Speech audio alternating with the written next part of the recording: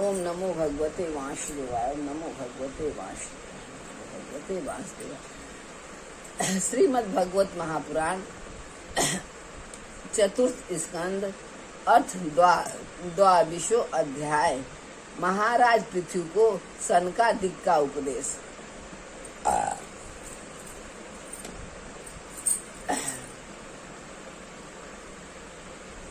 श्री मैत्रेय जी कहते हैं, जिस समय प्रजाजन पराक्रमी पुरुष पृथ्वीपाल पृथु की इस प्रकार प्रार्थना कर रहे थे, उसी समय वहाँ सूर्य के समान तेजस्वी 4 मुनीश्वर आए। राजा और उनके अनुचरों ने देखा तथा पहचान लिया कि ये सिद्धेश्वर अपनी दिव्य क्रांति से संपूर्ण लोगों को पाप ने मुक्त करते हुए आकाश से उतरकर आ रहे हैं। राजा के प्राण सनकादिकों का दर्शन करते ही जैसे विषयी जीव विषयों की ओर दौड़ता है, उनकी ओर चल पड़े।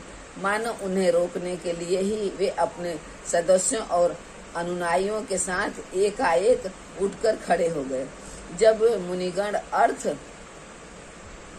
स्वीकार आसन पर विराज गए, तब शिष्टा ग्रहणी पृथु ने उनके गौरव से प्रभावित हो विनय बस गर्दन झुकाए हुए उनकी विधिवत पूजा की। फिर उनके चरणोदक को अपने सिर के बालों पर छिड़का। इस प्रकार शिष्टा जनोचित आचार का तथा आदर तथा पालन करके उन्होंने यही दिखाया कि सभी सत्य पुरुषों को ऐसा व्यवहार करना चाहिए।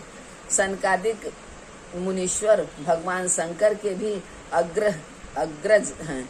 सोने के सिंहासन पर वे ऐसे सुशोभित हुए जैसे अपने अपने स्थानों पर अग्नि देवता महाराज पृथु ने बड़ी श्रद्धा और संयम के साथ प्रेम पूर्वक उनसे कहा। पृथ्वी जी ने कहा, मंगल मूर्ति मुनीश्वर, आपके दर्शन तो योगियों को भी दुर्लभ है। मुझसे ऐसा क्या पुण्य बना जिससे स्वतः आपका दर्शन प्राप्त हुआ, जिस पर ब्राह्मण अथवा अनुचरों के सहित श्री शंकर या विष्णु भगवान प्रसन्न हो, उसके लिए यह लोक और परलोक में कौन सी वस्तु दुर्लभ है। इस दृश्य प्रपंच के कारण महत्वादि यद्यपि सर्वगत है तो भी वे सर्वसाक्षी आत्मा को नहीं देख सकते। इसी प्रकार यद्यपि आप समस्त लोकों में विचरते रहते हैं, तो भी अनधिकारी लोग आपको देख नहीं पाते। जिनके घरों में आप जैसे पूज्य पुरुष उनके जल तृण पृथ्वी गृह स्वामी अथवा सेवा आदि किसी अन्य पदार्थों को स्वीकार कर लेते, वे गृहस्थ धनहीन होने पर भी धन्य हैं। जिन घरों में कभी भगवत भक्तों के परम पवित्र चरणोदक के छींटे नहीं पड़े, वे सब प्रकार की ऋषि सिद्धियों से भरे होने पर भी ऐसे वृक्षों के समान हैं कि जिन पर सांप रहते हैं। मुनीश्वरों आपका स्वागत है। आप लोग तो बाल्यावस्था से ही मुमुक्षुओं के मार्ग का अनुसरण करते हुए एकाग्र चित्त से ब्रह्मचार्य आदि महान व्रतों का बड़ी श्रद्धा पूर्वक आचरण कर रहे हैं। स्वामियों, आप लोग अपने कर्मों के वशीभूत होकर विपत्तियों के क्षेत्र रूप इस संसार में पड़े हुए केवल इंद्रिय संबंधी भोगों को ही परम पुरुषार्थ मान रहे हैं। सो क्या हमारे निस्तार का भी कोई उपाय है? आप लोगों से कुशल प्रश्न करना उचित नहीं है, क्योंकि आप निरंतर आत्मा में ही रमण करते हैं। आप में यह कुशल है और यह अकुशल है, इस प्रकार की वृत्तियां कभी होती ही नहीं है। आप संसार नल से संतप्त जीवों के परम सुहृद हैं। इसलिए आप में विश्वास करके मैं यह पूछना चाहता हूँ कि इस संसार में मनुष्य का किस प्रकार सुगमता से कल्याण हो सकता है। यह निश्चय है कि जो आत्मवान धीर पुरुषों में आत्मा रूप से प्रकाशित होते हैं और उपासकों के हृदय में अपने स्वरूप को प्रकट करने वाले हैं, वे अजन्मा भगवान नारायण ही अपने भक्तों पर कृपा करने के लिए आप जैसे सिद्ध पुरुषों के रूप में इस पृथ्वी पर विचरा करते हैं। श्री मैत्रेय जी कहते हैं, राजा पृथु के युक्ति युक्त गंभीर परिमित और मधुर वचन सुनकर श्री सनत कुमार जी बड़े प्रसन्न हुए और कुछ मुस्कुराते हुए कहने लगे। श्री सनत कुमार जी ने कहा, महाराज, आपने सब कुछ जानते हुए भी समस्त प्राणियों के कल्याण की दृष्टि से बड़ी अच्छी बात पूछी है। सच है, साधु पुरुषों की वृद्धि ऐसी ही हुआ करती है। सत्पुरुषों का समागम श्रोता और वक्ता दोनों को ही अभिमत होता है, क्योंकि उनके प्रश्नोत्तर सभी का कल्याण करते हैं। राजन, श्री मधुसूदन भगवान के चरण कमलों के गुणानुवाद में अवश्य ही आपकी अविचल प्रीति है।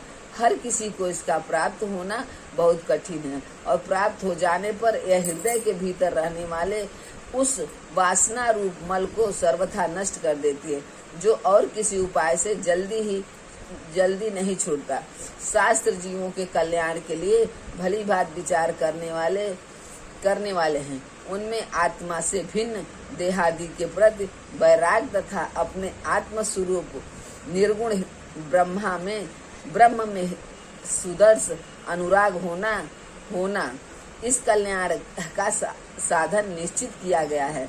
शास्त्रों का यह भी कहना है कि गुरु और शास्त्र के वचनों में विश्वास रखने से, भागवत धर्मों का आचरण करने से, तत्व जिज्ञासियों से, ज्ञान योगी की निष्ठा से, योगेश्वर श्री हरि की उपासना से, नित्य पुण्य कीर्ति से, भगवान की पावन कथाओं को सुनने से, जो लोग धन और इंद्रियों के भोग में ही रत हैं, उनकी गोष्ठी में प्रेम न रखने से, उन्हें प्रिय लगने वाले पदार्थों का आसक्ति पूर्वक संग्रह न करने से, भगवत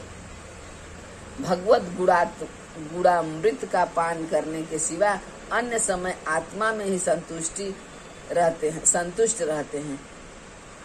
रहते हुए एकांत सेवन में प्रेम रखने से, किसी भी जीव को कष्ट न देने से, निवृत्ति निष्ठा से, आत्महित का अनुसंधान करते रहने से, श्री हरि के पवित्र चरित्र रूप श्रेष्ठ अमृत का आस्वादन करने से, निष्काम भाव से या नियमों का पालन करने से, कभी किसी की निंदा न करने से, योग क्षेम के लिए प्रयत्न न करने से, शीतोष्णादि दंडों को सहन करने से, भक्त जनों के कानों को सुख देने वाले श्री हरि के गुणों का बार बार वर्णन करने से और बढ़ते हुए भक्ति भाव से मनुष्य का कारण रूप संपूर्ण चंड प्रचंड से वैराग्य हो जाता है और आत्म स्वरूप निर्गुण पर ब्रह्म में अनायास की उसकी प्रीति हो जाती है। पर ब्रह्म में सुदर्श प्रीति को जानने पर पुरुष सद्गुरु की शरण लेता है। फिर ज्ञान और वैराग्य के प्रबल वेग के कारण वासना शून्य हुए अपने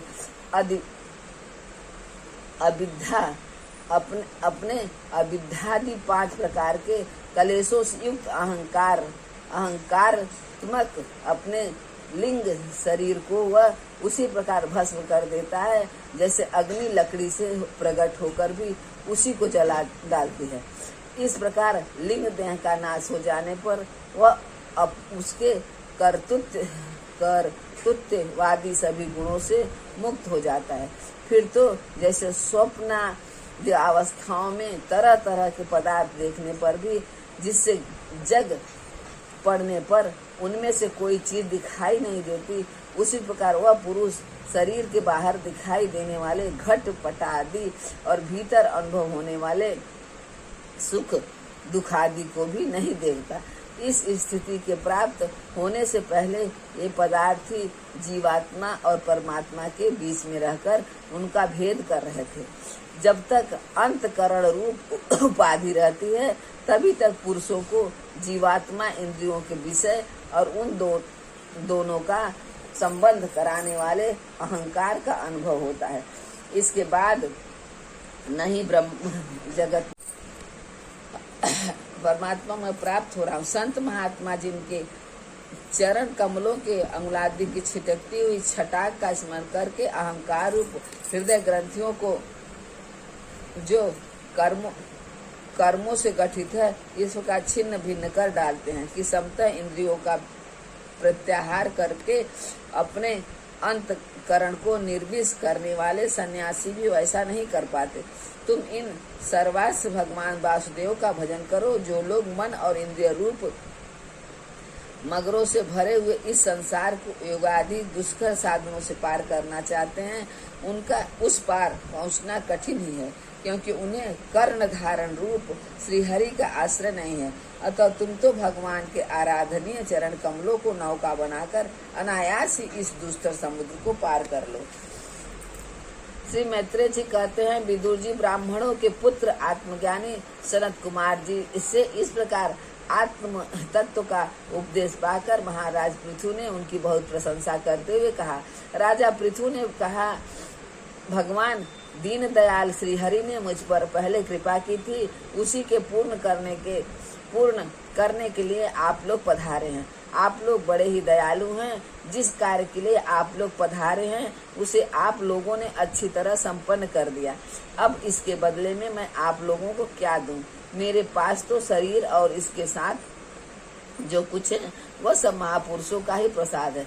ब्राह्मण प्राण स्त्री पुत्र सब प्रकार की सामग्रियों से भरा हुआ भवन राज्य सेना पृथ्वी और कोष, यह सब कुछ आप ही लोगों का है। अतः आपके श्री चरणों में अर्पित है। वास्तव में तो सेनापति तो राज दंड विधान और संपूर्ण लोगों के शासन का अधिकार वेद शास्त्रों को ज्ञाता ब्राह्मणों को ही। ब्राह्मण अपना ही खाता है, अपना ही पहनता है और अपनी ही वस्तु दान देता है। दूसरे क्षत्रिय या तो उसी को कृपा से अन्न खाने को पाते हैं। आप लोग वेद के परमगामी हैं। आपने अध्यात्म का विचार करके हमें निश्चित रूप से समझा दिया कि भगवान के प्रति इसी प्रकार की अभेद भक्ति ही उनकी उपलब्धि का प्रधान साधन है। आप लोग परम कृपालु हैं। अतः अपने इस दिनों द्वार रूप से कर्म से ही सर्वदा संतुष्ट रहे। आपके इस उपकार का बदला कोई नहीं दे सकता। इसके लिए प्रयत्न करना भी अपनी हंसी कराना ही है। श्री मैत्रेय जी कहते हैं, विदुर जी फिर आदिराज पृथु ने आत्मज्ञानियों में श्रेष्ठ सनकादिक की पूजा की और ये उनके शील की प्रशंसा करते हुए सब लोगों के सामने ही आकाश मार्ग से चले गए। महात्माओं में अग्रगण महाराज पृथु उनसे आत्मोपदेश पाकर चित्त की एकाग्रता से आत्मा में स्थित रहने के कारण अपने कृत्य सा अनुभव करने लगे। वे ब्रह्मपर्ण बुद्धि से समय स्थान शक्ति न्याय और धन के अनुसार सभी कर्म करते थे। इस प्रकार एकाग्रचित से समस्त कर्मों का फल परमात्मा को अर्पण करके आत्मा को कर्मों का साक्षी और प्रकृति से अतीत देखने के कारण वे सर्वथा निर्लिप्त रहे। जिस प्रकार सूर्यदेव सर्वस्त्र प्रकाश करने पर भी वस्तुओं के गुण दोष से निर्लेप रहते हैं, उसी प्रकार सर्वभौम साम्राज्य लक्ष्मी से संपन्न और गृहस्थ आश्रम में रहते हुए अहंकार शून्य होने के कारण वे इंद्रियों के विषयों में आसक्त नहीं हुए। इस प्रकार आत्मनिष्ठा में स्थित होकर सभी कर्तव्य कर्मों का यथोचित रीति से अनुष्ठान करते हुए उन्होंने अपनी भार्या अर्ची के गर्भ से अपने अनुरूप 5 पुत्र उत्पन्न किए। उनके नाम विजयताश, ध्रुमकेश, हरक्ष, द्रविड़ और बुक थे। महाराज पृथु भगवान के अंश वे समय समय पर जब जब आवश्यकता होता था जगत की प्राणियों की रक्षा के लिए अकेले ही समस्त लोकपालों के गुण धारण कर लिया करते। अपने उदार मन, प्रिय और हितकर वचन, मनोहर मूर्ति और सौम्य गुणों के द्वारा प्रजा का रंजन करते रहने से दूसरे चंद्रमा के समान उनका राज्य यह नाम सार्थक हुआ। सूर्य जिस प्रकार गर्मी में पृथ्वी का जल सींचकर वर्षा काल में उसे पुनः पृथ्वी पर बरसा देता है तथा अपनी किरणों से सबको ताप पहुंचाता है, उसी प्रकार वे कर रूप से प्रजा का धन लेकर उसे दुष्कालादि के समय मुक्त हस्त से प्रजा के हित में लगा देते थे तथा सब पर अपना प्रभाव जमाए रखते थे। वे तेज में अग्नि के समान दुर्धर थे, इंद्र के समान अजय, पृथ्वी के समान क्षमाशील और स्वर्ग के समान मनुष्यों की समस्त कामनाएं पूर्ण करने वाले थे। समय समय पर प्रजाजनों को तृप्त करने के लिए वे मेघ के समान उनके अभिष्ट अर्थों को खुले हाथ से लुटाते रहते थे। वे समुद्र के समान गंभीर और पर्वतराज सुमेरु के समान धैर्यवान थे। महाराज पृथु दुष्टों के दमन करने से यमराज के समान आचरण पूर्ण वस्तुओं के संग्रह में, हिमालय के समान कोष की समृद्धि करने में, कुबेर के समान और धन की छिपाने में वरुण के समान थे। शारीरिक बल, इंद्रियों की पटुता तथा पराक्रम में पवित्र गतिशील वायु के समान और तेज की असहता में भगवान शंकर के समान थे।